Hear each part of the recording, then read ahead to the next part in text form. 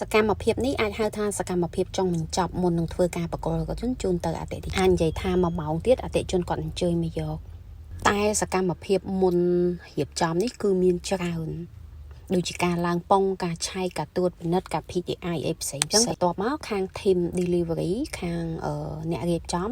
គាត់ធ្វើការរៀបចំមកតង់ទៀតអញ្ចឹងនៅពេលដែលគាត់រៀបចំរួចរាល់អស់ហើយមួយសេតហើយដល់វគ្គទីប្រឹក្សាផ្នែកលក់គាត់ទៅធ្វើការតួចពិនិត្យមកតង់ចុងក្រោយតែម្ដងដើម្បីឲ្យប្រកាស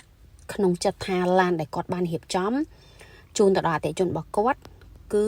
ready ទាំងអស់មិនមានបញ្ហាអ្វីកើតឡើងទាំងអញ្ចឹងយើងធ្វើការតួចពិនិត្យមកតង់ទៀតដើម្បីឲ្យអូខេថាมันមានខ្វះដូចជាសម្ភារៈ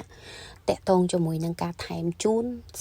standard តែមួយជូនទៅដល់អតិថិជនរបស់យើងនៅថ្ងៃដែលគាត់ឥឡូវនេះខ្ញុំមានតែប៉ុណ្្នឹងទេសម្រាប់ព័ត៌មានលម្អិតមកអាច inbox មក Telegram ខ្ញុំបានខ្ញុំធ្វើការលម្អិតបន្ថែមអំពី M9